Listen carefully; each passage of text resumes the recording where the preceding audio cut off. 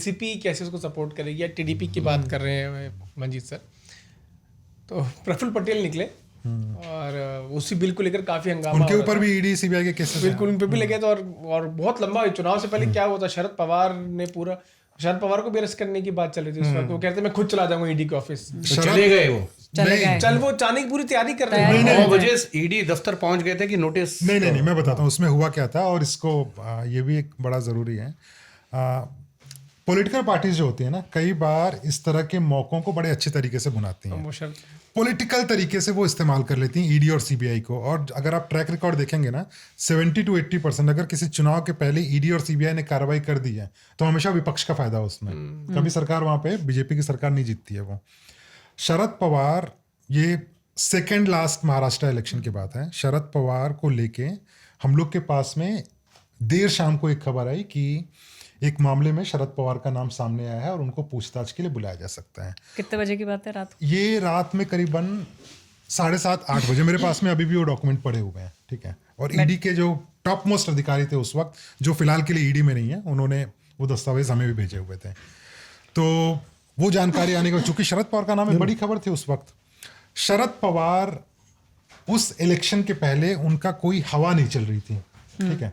उन अधिकारी का फोन आया मुझे कि इस तरह की हमारी कार्रवाई चल रही है और हम जल्दी पूछताछ के लिए उनको बुलाने वाले हैं। तुम्हें फोन आया तो अधिकारी ने नाम बताया कि किस नेता के बारे में है? उन्होंने ना सिर्फ नाम बताया, मुझे बाकायदा डॉक्यूमेंट भेजा उन्होंने। डॉक्यूमेंट जेन्युइन था, ऐसा कुछ नहीं था उसमें। शरद पवार एक मामले में उनका नाम लिखा हुआ था, हम लोगों ने उसको खबर भी चलाई चूंकि दस्तावेज सही थे और खबर सही थी। शरद पवार इतने मजे हुए पॉलिटिशियन हैं, उन्होंने उसी को मुद्दा बनाया। यहाँ पे ईडी अपनी तरीके से खबर को मीडिया के सामने और जनता के सामने लेकर आ रही थी सोर्सेस के जरिए कि शरद पवार करप्शन के केस में पूछताछ के लिए बुलाए जा सकते हैं। शरद पवार को जब ये जानकारी मिली, सुबह 8, 8:30 बजे उन्होंने माहौल बनाना शुरू कर दिया कि मैं खुद ईडी के दफ्तर जाऊंगा। और ईडी के जो अधिकारी हैं वो इस चीज़ को लेकर बिल्कुल तैयार नहीं थे। वह ऐसा हुआ कि शरद पवार के घर के पास में सिक्योरिटी लगाई गई। अधिकारियों ने शरद पवार दफ्तर ईडी का, हाँ ऑफिस है उधर, हाँ वो एनसीपी का ऑफिस है, उसके बगल में ईडी का दफ्तर है। शरद पवार घर पे थे वहाँ पे, जनपद रोड पे जो।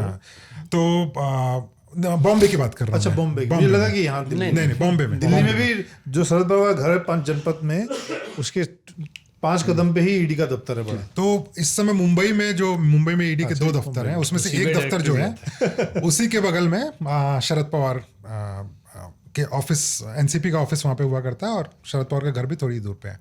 तो जैसे ही उनको पता चला, उन्होंने इतने ज़बरदस्त तरीके से उसको पॉलिटिकली यूज़ किया।